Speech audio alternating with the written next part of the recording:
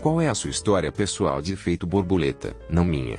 Mas minha tia, ela sempre foi, sempre, pontual para todos os lugares. É um trauma deixado por sua infância. Ela vivia no Bronx e trabalhava na Baixa de Manhattan. Isso é como uma viagem de metrô de 45 sobre 60 minutos. Então ela geralmente tinha que se levantar bem cedo para chegar ao trabalho a tempo. Uma noite, a energia em seu prédio se apagou. Nenhuma ideia do porquê. Até hoje ela vive no mesmo prédio e ninguém sabe porquê. É o único prédio afetado. Seu alarme digital foi reiniciado quando a energia voltou a amanhecer para que seu alarme não a despertasse. Ela acordou às 7h30 da manhã, com 30 minutos antes de estar no trabalho. Em pânico, ela se preparou e correu para o metrô. O metrô perto de seu apartamento estava com problemas de manutenção e ela ficou presa por 20 minutos a 3 paradas de distância. Pela primeira vez em sua vida, ela adora seu trabalho. Ela ligou para o trabalho, dizendo que chegaria muito tarde e que faria horas extras no dia seguinte. Ela voltou para seu apartamento e adormeceu. Ela acordou cerca de 4h30 depois quando uma de minhas outras tias batia sua porta. Ela atendeu a porta. Minha outra tia estava histérica porque não tinha atendido o telefone. E foi assim que um estranho acidente elétrico fez com que o despertador de minha tia fosse reiniciado, fazendo com que ela se atrasasse, perdesse o seu trem e evitasse estar no prédio ao lado do World Trade Center em 11 de setembro. Estava na escola de cinema. Um dia, perguntei em particular ao meu professor sobre festivais de cinema antes das aulas. Ela me disse que falaríamos sobre isso mais tarde. Ela nunca o fez, mas perguntou se eu sabia do projeto de Linda, uma colega de escola. Eu falei com Linda. Conseguir um emprego na produção em que ela está trabalhando. Conheço um músico que trabalha no estúdio. Pergunte se ele precisa de um assistente. Basicamente faz o mesmo movimento que meu professor fez, dizendo que falaríamos sobre isso mais tarde. Mas perguntou se eu sabia deste filme na cidade. Ele sugere que eu vá lá de manhã e me candidate. Desça às 7 da manhã. Os cômodas estavam se preparando para sair. Eu pergunto onde me inscrever, e o chefe me leva até alguém do escritório. Fui encolhido de ombros. Ao sair, o mesmo chefe pergunta se eu poderia ajudar por um dia ou 2. Bem antes de eles pularem no caminhão e saírem. Venha no dia seguinte. Eles despediram alguém que odiavam e o substituíram por mim. Assine a minha entrada no sindicato. Flash forward alguns anos e recebo um texto perguntando se eu poderia trabalhar no set. Nunca o tinha feito antes. E só sabia meu nome porque eles olharam para a lista de uma peça do período, disparada alguns anos antes. Eu estava nessa lista. Apesar de ter trabalhado apenas os últimos 4 dias do filme, eles enviaram essa lista e eu fui o primeiro a responder. Trabalhei no setembro. Minha carreira no set explodiu a partir daquele momento. Flash forward alguns anos depois e eu estou na Islândia, no topo de uma geleira, andando com Chris Pratt e J.K. Simmons. Tudo porque perguntei ao meu professor se alguma vez falaríamos sobre festivais de cinema. Minha maravilhosa filha de 2 anos de idade não foi planejada, mas graças a ela, eu decidi fazer uma vasectomia. Sempre tive um testículo ligeiramente aumentado devido a um acidente de mountain bike 10 anos antes. Meu urologista mandou fazer uma biopsia porque não parecia estar bem. Acontece que eu tinha tido um câncer testicular por um período de tempo impossível de determinar. 4 ciclos de quimioterapia depois e eu estou perfeitamente bem. Se eu não tivesse tido minha filha, provavelmente teria tido resultados muito piores anos mais tarde, quando finalmente tornou sua presença conhecida através da dor e tinha se espalhado pelo meu corpo. Assim, minha filha salvou tecnicamente minha vida, o que é conhecimento que tenho certeza que ela usará com grande alegria durante sua adolescência quando eu estiver tentando puni-la. Ou esperarei para contar-lhe no dia do seu casamento quando eu fizer um discurso. De volta aos dias do MySpace. Descobri um dia que você poderia definir GIFs como sua foto de perfil. Eu gosto de pinguins. Encontrei um pinguim dançante e ele se tornou minha foto permanente. O pinguim dançarino chamou a atenção de alguém que me enviou uma mensagem para elogiá-lo. Ela também gosta de pinguins. Tornamo-nos amigos íntimos quase imediatamente. Resumindo, quase todos os grandes eventos de sua vida ela atribui a conhecer-me. Ela saiu da casa dos pais para morar com minha irmã em outra cidade. Ela conheceu seu primeiro marido lá. Teve sua filha. Ela se divorciou e acabou se casando novamente com uma de minhas melhores amigas que estava apaixonada por ela desde que eu as apresentei. Elas são todas 3. Ela, minha amiga e sua filha, nojentamente felizes. Os GIFs dos pinguins dançarinos mudam vidas. Conheci um cara na fila para um show do Radiohead quando eu tinha 17 anos. Passamos o dia todo juntos e ele e seu colega de quarto voltaram para os Estados Unidos. Raramente conversamos depois disso. Ele era um daqueles caras sem nada sobre eles na internet, sem nenhuma maneira real de obtê-los ou qualquer coisa. Eu era jovem e impressionável. Escrevi um poema sobre conhecê-lo não romanticamente. Era apenas bom ter uma conversa profunda com alguém e naquele momento da minha vida eu estava bastante solitário e isso me comoveu. Cerca de 6 anos depois, uma mulher me envia uma mensagem no Facebook e diz: quando eu pesquiso esse cara no Google, o seu poema é a única coisa que aparece. E eu acabo de deixar meu telefone no carro dele. E ele deve se mudar para a Espanha amanhã. Eu procuro minhas fotos no Facebook por esse dia.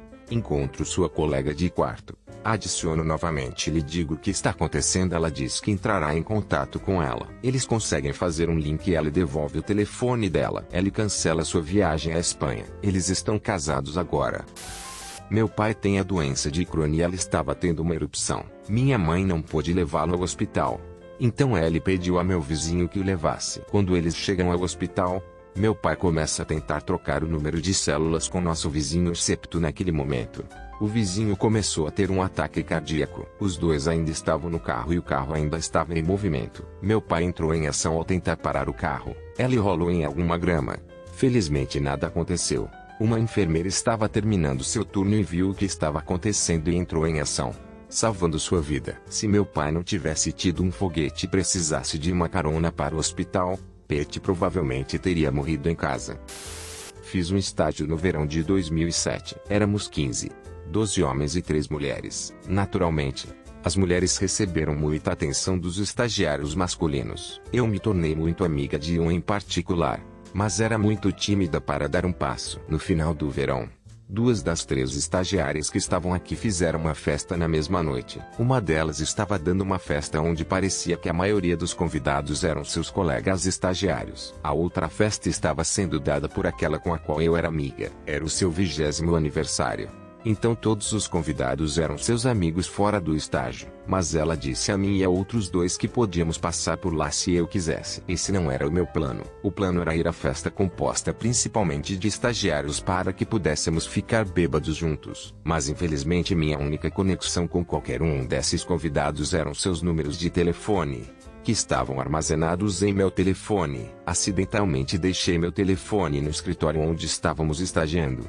E de repente não tinha como entrar em contato com nenhum deles. Eu não sabia onde ficava essa festa nem como entrar em contato com nenhum dos convidados. No entanto, eu tinha acesso a outra garota. Tínhamos nos tornado amigos no Facebook, o único do estágio do qual eu tinha feito amizade naquela época. E eu sabia que poderia enviá-la uma mensagem. Então, de minha casa, fui ao meu computador e a mandei mensagens sobre a festa dela. Após 1 hora, ela me respondeu e me deu o endereço. Como não tinha como entrar em contato com os convidados da outra festa, pensei que mais valia ir a esta. Então eu fui. Isso foi há 15 anos. Hoje à noite, vou sair depois do trabalho.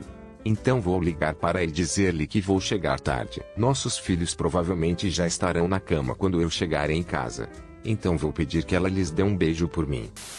Isso é um pouco recente, portanto não tenho certeza se isso conta. Alguns meses atrás, uma garota que conheci em Inge teve um dia ruim e me fez chorar de cara. Algo aborreceu muito, e seus pais ou amigos estavam respondendo. Então ela me ligou. Ela disse que queria muito estar com alguém e perguntou se eu tinha ido até lá. Neste momento, nós só nos tínhamos encontrado pessoalmente 2 vezes. Nós nos demos muito bem, mas estávamos indo um pouco devagar. Eram 21 em uma noite de trabalho e ela morava a mais de meia hora de distância. Normalmente eu já estaria na cama a esta hora, e nem teria dito sim para sair com meus melhores amigos se eles tivessem me ligado. Era tão cedo em nosso tempo juntos que eu nem sabia se íamos dar certo. Mas eu disse sim, o que para mim está fora de meu caráter. Eu a segurei a noite toda e nem sequer nos beijamos. Rápido até agora. E estou no melhor relacionamento da minha vida, com uma garota que me ama verdadeiramente da mesma forma que eu amo. Ela me motivou a fazer mudanças que melhoraram imensamente minha vida. Eu sou mais extrovertido e espontâneo. Sou uma pessoa muito melhor para mim do que alguma vez fui antes dela. E finalmente não sinto que tenho que descobrir tudo sozinho. Ela me disse que naquela noite eu a confortava enquanto ela chorava. Era o momento pelo qual ela sabia que eu valia a pena me acomodar e foi o que a levou a apanhar sentimentos por mim. Se eu tivesse dito não como eu normalmente teria dito em qualquer outra circunstância, Poderíamos não estar juntos hoje ou ter desenvolvido este forte relacionamento. E eu estaria vivendo uma vida totalmente diferente agora mesmo. Antes de começar, preciso compartilhar 2 dicas de direção que meu pai me ensinou. Primeiro, quando parado em um semáforo vermelho, sempre deixa pelo menos metade do comprimento de um carro entre seu carro e o veículo da frente. Segundo, quando parado assim, gire ligeiramente as rodas do carro. Ambas as dicas podem ajudar no caso de um veículo bater no seu carro por trás. Assim, na época, eu tinha 2 filhos, um na pré-escola e um de 10 meses. No domingo à noite, enquanto tirava o bebê do banco de trás do carro, eu não sentia que o cadeado estava suficientemente seguro. Meu marido então vigiava as crianças enquanto eu ia e comprava um novo. Eu queria verificar o cadeado. Então, no estacionamento da loja, eu o testei no banco do passageiro da frente. Quando cheguei em casa, pensei em remover o banco do carro antigo e colocar o novo no banco de trás. Longa história. Acabei levando meu filho para a pré-escola com o bebê no banco da frente, banco do carro novo. Depois de deixá-lo, fui parado em um semáforo vermelho em um beltway de 6 faixas. Um trailer de cama plana carregando arame farpado estava a 8 pés na frente. Minhas rodas foram viradas para a esquerda. Um ônibus de metrô, fazendo mais de 50 mph, me atingiu por trás. Meu carro foi empurrado para a esquerda em um espaço verde, passando pelo tractor trailer, através de um cruzamento com luz verde cerca de 30 pés além. A traseira do meu carro, um Mercedes diesel, um presente de meu pai vários meses antes para substituir meu Jeep abastecido com gasolina, estava tão comprimida por causa do atropelamento que parecia desaparecer. Verifiquei o bebê não a movi e ela estava confusa. Mas bem, eu estava bem. O homem no trailer do trator havia sido jogado pelas janelas traseiras, enredado no arame farpado e morto. Os primeiros socorristas disseram que esperavam me encontrar empalado e em chamas. Então, por causa do carro a diesel, as dicas de direção de meu pai e a compra de um banco de carro novo na noite anterior, mas sem tempo para colocá-lo na traseira, sobrevivemos a um acidente quando as chances estavam contra nós.